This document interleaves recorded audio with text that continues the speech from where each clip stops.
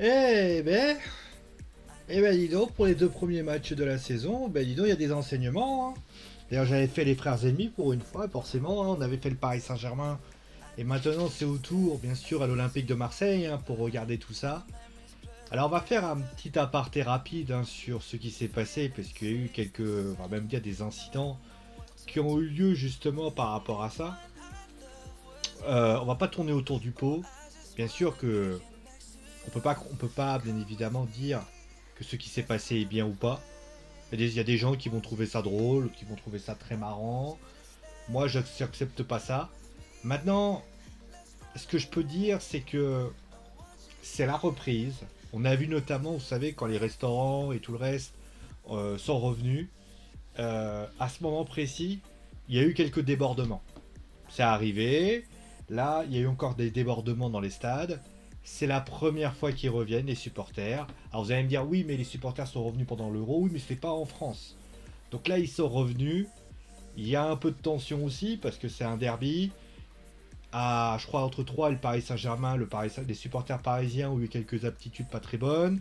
Il y a eu également que d'autres incidents dans d'autres stades. Je vais pas dire que je cautionne, clairement, parce que voilà, mais j'ai pas envie qu'on dise ah bah c'est la faute à Montpellier, Montpellier c'est des violences. C'est vrai que forcément ça s'est vu un peu plus parce que le match a été interrompu, mais moi de mon point de vue, je suis quand même relativement, je vais considérer que c'est une faute, je vais considérer que c'est pas bien, mais qu'à la limite, au vu de ce qu'a dit Montpellier, le speaker notamment qui a trouvé les mots très justes, moi tout ce que je peux dire c'est voilà, bah écoutez, c'est ce qui s'est passé, on va pas revenir là-dessus pendant 10 ans, mais bien évidemment, faut pas que ça recommence. Voilà, je pense que de toute façon, il y aura des derbys chauds comme Lyon-Saint-Etienne, il y aura des derbys comme le PSGOM, même si c'est plus un classico, il y aura des derbys assez chauds, les supporters vont sans doute avoir un comportement qui ne sera pas toujours très adéquat. On va dire que c'est la première journée, et justement, ça fait aussi des piqûres du rappel du côté des organisateurs qui doivent aujourd'hui maintenant faire attention par rapport à ça. Voilà, j'avais juste à dire ça. Bon, maintenant on va passer au match, avec donc le match qui a donc dû la victoire de l'Olympique de Marseille, avec une forme de remontada, même si je sais pas, j'aime bien utiliser ce mot parce que tout le monde l'utilise à tous les coins de rue. Donc avec, notamment, ça avait commencé très très mal du côté de Marseille, qui avait bien débuté la rencontre, hein, avec notamment un but sur hors-jeu de Dimitri Payet, et puis bah, à la 30e minute, sur un centre, qui doit essayer de récupérer Gaëtan Laborde, Luan Pérez marque contre son camp. Et 4 minutes après, vraiment absence, Gaëtan Laborde récupère un ballon suite à un corner, et à ce moment-là, il réussit tout simplement à marquer un but magnifique en faisant poteau en rentrant, et tout simplement, 2 buts à 0. Les Marseillais vont essayer de réagir, mais c'est comme qui dirait très compliqué face à une bonne équipe de Montpellier qui a été relativement bonne dans la construction défensivement. Et finalement, Marseille va continuer à produire son jeu tel qu'elle aime bien. On pense notamment à Coran de la Fuente qui donne le ballon à Dimitri Payet qui essaie de frapper mais sans succès. Puis Montpellier aussi va avoir des moments, puisqu'il y a la frappe de Eli Wahi qui passe au-dessus, qui se couche. Wahi qui a encore une fois essayé de frapper mais c'est sans danger. Et là, vous avez le premier moment de la soirée qui est en fait tout simplement le changement tactique, le premier changement tactique de Jorge Sampaoli de la saison, puisque Gerson, qui était titulaire, est remplacé, et c'est Dario Benedetto qui remplace. Et à ce moment-là, vous l'avez forcément compris, je vais vous faire une petite palette pour que vous compreniez bien. Vous avez Dimitri Payet qui revient ici, et donc Dario Benedetto qui se trouve ici. Donc vous avez maintenant un système en attaquant de pointe qui se met en place. Donc à partir de ce moment-là, l'OM va aller beaucoup mieux. Et à la 68e minute, Under, alors je sais pas si ça se prononce comme ça, j'en suis sincèrement désolé, suite à un service de Conrad de la Fuente, réduira le score. Et à la 75e minute, suite à un coup franc causé notamment par Jordan Ferry, Dimitri Payet va sortir un magnifique coup franc. Dario Benedetto aura des occasions, mais Dimitri Payet, lui, suite à encore une fois à une mauvaise relance de pas très sereine, enfin c'est un peu entre les deux, entre Laborde et Ferry. À ce moment-là, Payet récupère le ballon, Pape Gay lui donne, et à ce moment-là, il frappe, et tout simplement 3 buts à 2 du côté de l'Olympique de Marseille. Alors après, Benedetto aura tenté. Bon, il y aura quelques petites actions pour essayer avec des corners du côté de Montpellier, mais Marseille aura été bien solide après cela. Et concrètement, voilà. Donc, après, il y a eu les incidents, mais on en a parlé, donc j'ai pas besoin d'épiloguer là-dessus pendant 107 ans et demi. Bon, qu'est-ce qu'on peut dire de ce match? On va commencer avec Montpellier. Bon, Montpellier qui avait bien commencé, Montpellier qui a fait un jeu, qui a essayé de produire quelque chose, mais Montpellier finalement, il y a eu un trou noir et Montpellier l'a payé.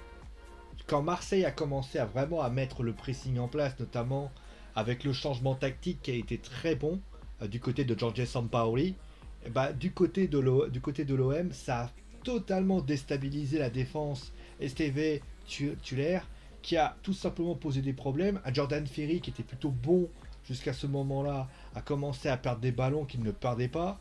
On a eu l'impression que Payet, derrière, ça a pu justement obtenir cette profondeur qu'il n'avait pas.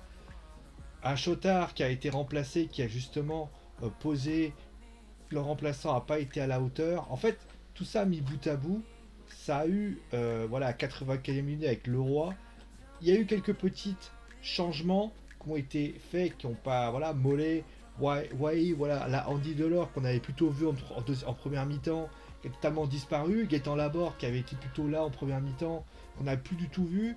Un mec comme Florent Mollet qui avait plusieurs ballons plutôt intéressants avec des situations plus trop vues.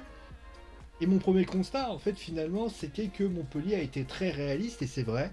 Montpellier se crée pas énormément d'occasions, mais au final, réussit à gagner, réussit à quand même mener 2 buts à 0. Et au final, eh bien, Marseille va revenir dans le match avec ce coaching gagnant dont je parlais, et j'ai l'impression qu'Olivier Dalloglio n'a pas réussi à répondre à ce coaching. Il n'a pas réussi à trouver la solution. Alors sans doute pourquoi.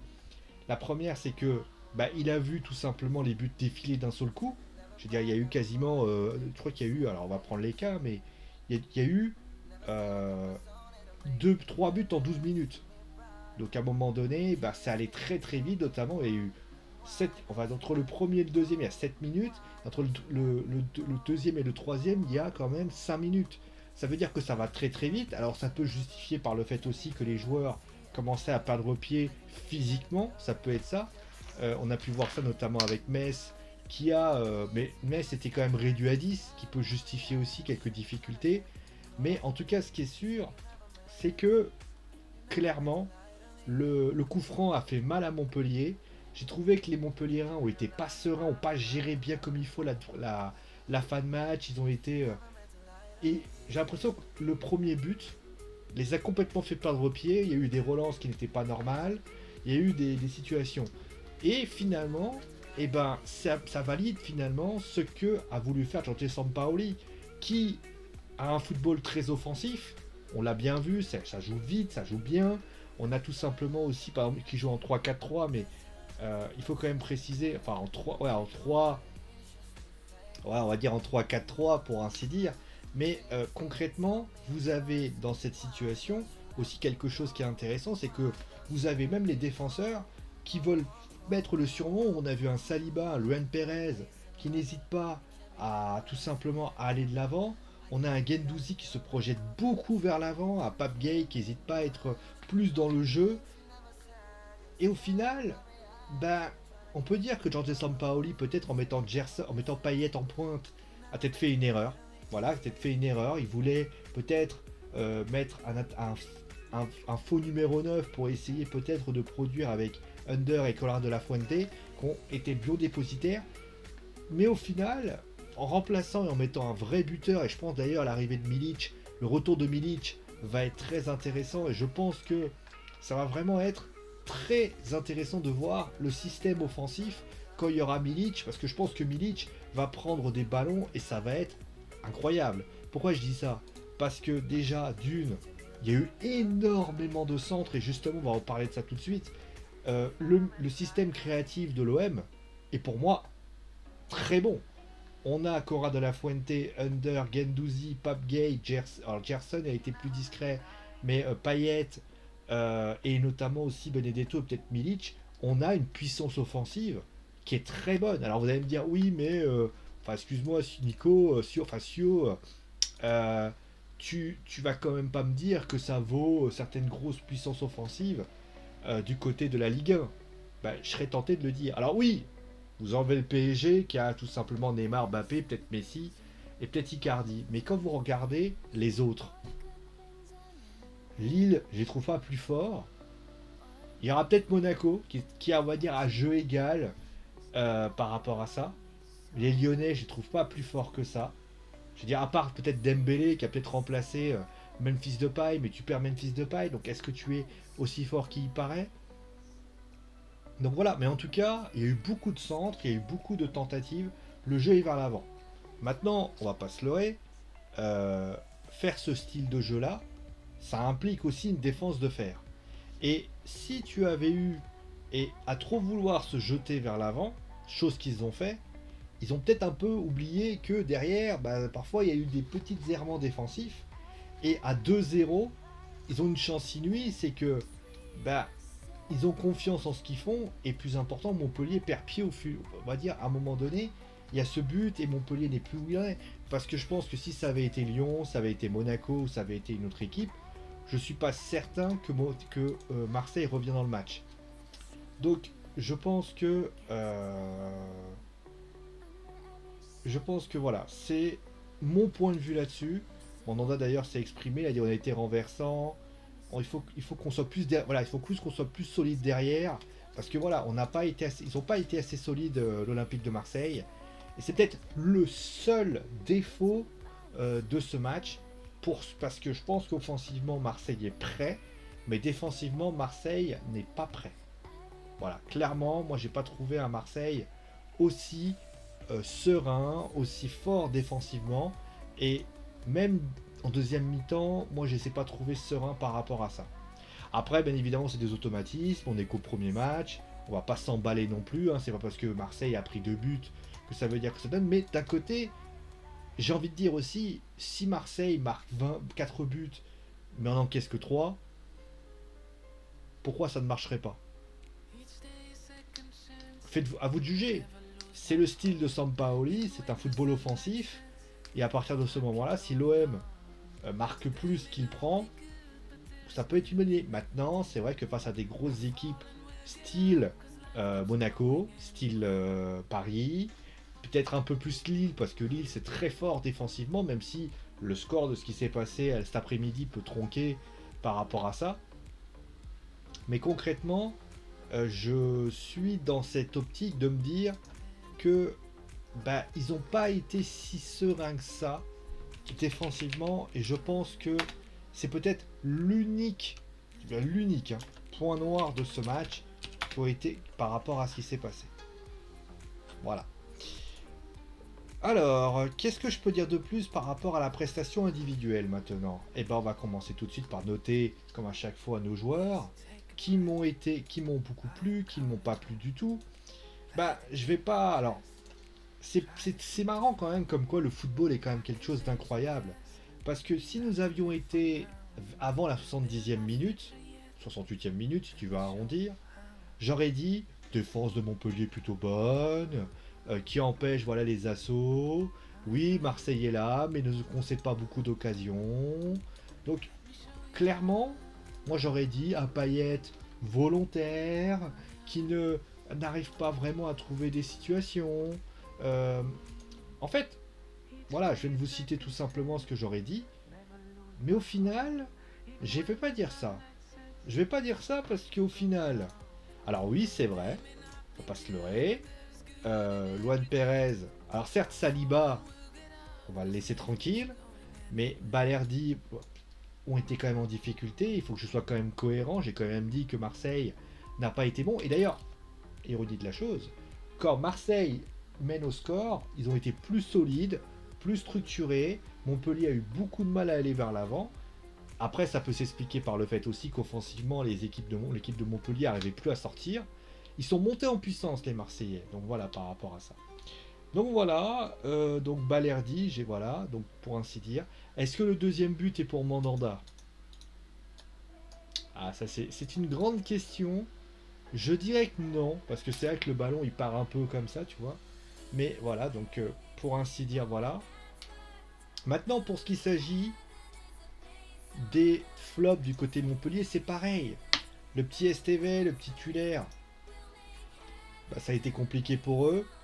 Ferry, que j'ai trouvé plutôt intéressant, bah, il te fait plusieurs erreurs. Il est coupable du coup franc je sais plus qui, sur Under. Il fait une erreur, notamment sur le troisième but. Voilà, ça pose des problèmes et malheureusement, ça a eu quelques conséquences assez fâcheuses. Bon, au niveau quand même des tops, on va quand même parler des tops. Bah, Gaëtan Laborde qui a été plutôt intéressant dans ce match.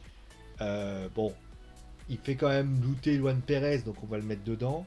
J'ai beaucoup apprécié aussi le style. Alors je sais que ça n'a pas duré très longtemps. Après, il a été plus éteint en deuxième mi-temps, notamment. Après, ça, on peut le mettre aussi dans le côté coupable du. Comment on appelle ça, de ce qui de mettre coupable finalement du deuxième but. Mais bon, on va quand même le féliciter par rapport à ça. C'est le CIO généreux aujourd'hui. Et puis, bah, au niveau de Marseille, bah, Cora de la Fuente, que j'ai trouvé extrêmement bon. Moi, je le connaissais pas du tout, Cora de la Fuente. Et bah, il faut avouer qu'il a été très remuant, très bon dribbleur. Il sera pas, je crois qu'il est sans option d'achat, je crois, ou avec option, je sais plus. Mais franchement, très très bon joueur du côté de l'Olympique de Marseille. Under plutôt bon aussi dans sa construction, etc. Au niveau des flops du côté de Marseille, j'ai envie de mettre Gerson, qui doit s'adapter au football français, ça c'est une certitude. Mais je l'ai trouvé en manque de repères, je ne l'ai pas trouvé si bon que ça. Ça va peut-être venir, mais en tout cas pour son premier match, il n'a pas percé. Et Dimitri Payet, enfin, je crois que Dimitri Payet, en fait, il aime bien les saisons euh, pair-impair, impair-pair. Parce qu'en général, quand il fait 2020-2021, donc pair-impair, ça marche jamais. Là, clairement, il est affûté et ça se ressent. Ça se ressent et moi, il m'épate, il est très très bon. Moi, il me donne vraiment beaucoup de qualité. Il est sûr de lui. Moi, il me sidère et honnêtement, bah voilà, c'est bien. Il fait un coup franc, il marque le but décisif. J'ai envie de te dire, bah, c'est tout ce qu'on demande à Dimitri Payet qui, voilà, c'est un Dimitri Payet plutôt bon. C'est tout simplement un Dimitri Payet qui fait gagner l'OM. Alors je sais ce que vous allez me dire, oui, mais est-ce qu'il pourra continuer comme ça? Bah, en tout cas, ce qu'on lui demande, c'est d'être bon. Et après, bah, concrètement, le résultat viendra. Mais moi, j'ai envie de mettre aussi quelqu'un en avant qu'on peut faire, c'est Jordi Sampaoli, qui, malgré le fait qu'il ait pris 2-0, on aurait pu imaginer un Marseille qui aurait pu dire on va calmer le frein. Non, il a continué à faire son jeu. Je pense que l'OM a compris comment ils allaient gagner. Giorgio Sampaoli est un bon entraîneur, qu'on le veuille ou non, et je trouve qu'il a apporté énormément de choses. Et puis ça confirme tout simplement le bon mercato de l'OM. Alors, il y avait un débat sur l'équipe du soir qui disait est-ce que l'OM a fait un mercato clinquant? Non. Surprenant? Non. Ils ont fait un recrutement, je dirais, malin. Ils ont fait un recrutement qui donnait envie. C'est pas le recrutement d'un PSG. Ils n'avaient pas beaucoup d'argent. Ils ont fait des prêts avec très, très judicieux. Et tu vois que les joueurs qu'ils ont recrutés, j'enlève Gerson dans l'histoire, Perez, il a quand même fait des choses intéressantes. Saliba a été plutôt intéressant. Cora de la Fuente, j'ai déjà vu qu'il est très bon. Under très bon. Et au final, il y aura d'autres joueurs d'ailleurs qui doivent venir. Franchement, sont constitués quand même un bon effectif. Et n'en pas douter, c'est très sympa, surtout qu'on sait que Milic est blessé, donc il va revenir et ça va donner encore plus de qualité à cette équipe qui en a déjà pas mal. Voilà. Bon, on va s'arrêter là pour aujourd'hui. Je fais juste un petit aparté comme ça. Très intéressant aussi de savoir que l'OM ne joue pas avec des latéraux. Quand on sait que, on parlait notamment du fait que Sakai, il n'y a que Amavi qui ce cœur-là, mais qui manquait beaucoup de joueurs, on peut peut-être se dire que l'OM, dès dorénavant, va peut-être jouer sans latéraux, et que dans ce style-là, peut-être que c'est ça qui va être la solution. Et d'ailleurs, on a bien vu des latéraux défenseurs centrales, Saliba, Luan Perez, beaucoup montés. C'est peut-être ça le nouveau style Sampaoli. Ça aussi, on va peut-être l'analyser au fil de la saison. Bon voilà, j'ai pas grand chose à dire de plus de ce match. C'était un bon match. Voilà. Au niveau de la journée de championnat, on va quand même faire une petite rétrospective de ce championnat qui a été quand même de cette première journée. Alors certes, elle ne représente rien concrètement. On va pas s'emballer non plus. Déjà, on va considérer une chose très importante, c'est que Clermont est quand même premier du championnat. Hein, quand même, hein. C'est pas. Ça, j'en connais un qui, à la maison, va me casser les pieds. Enfin, au travail, va me casser les pieds. Concrètement. Mais moi, voilà, donc, qui a gagné contre Bordeaux. Hein, avec notamment un but de Mohamed Bayo et de Jodel Dossou. Hein, le TGP béninois. Donc voilà. Angers qui est deuxième. Bon, pareil. Hein. Et ensuite, on a donc Marseille et Paris qui suivent là par la suite, au goal average. Lille, après vous avez une flopée de matchs nuls avec donc Lille, Metz, Nantes, Brest, etc. etc. À noter quand même que Lyon a 15 points déjà, ça commence pas bien. Et après, bon voilà, vous avez notamment des 4 équipes qui n'ont pas gagné, Montpellier, 3, Bordeaux et Strasbourg. Il y a quand même eu assez beaucoup de matchs nuls dans cette première journée. Donc voilà, donc on va pas se pleurer, hein, c'est pas cette journée qui va faire ça. Mais bon, après, on pourra quand même dire que Clermont a été quand même leader du championnat une journée. J'en connais un qui va encore me casser les pieds demain. Hein, il va venir avec son drapeau clermontois, je vais me casser les pieds. Bon voilà, donc voilà, mais là un petit peu ce que j'avais à dire par rapport à ça. Moi je vous souhaite bien sûr une très bonne nuit, amusez-vous bien, et c'est mon dernier mot, parce que j'ai dit. Allez, ciao les amis.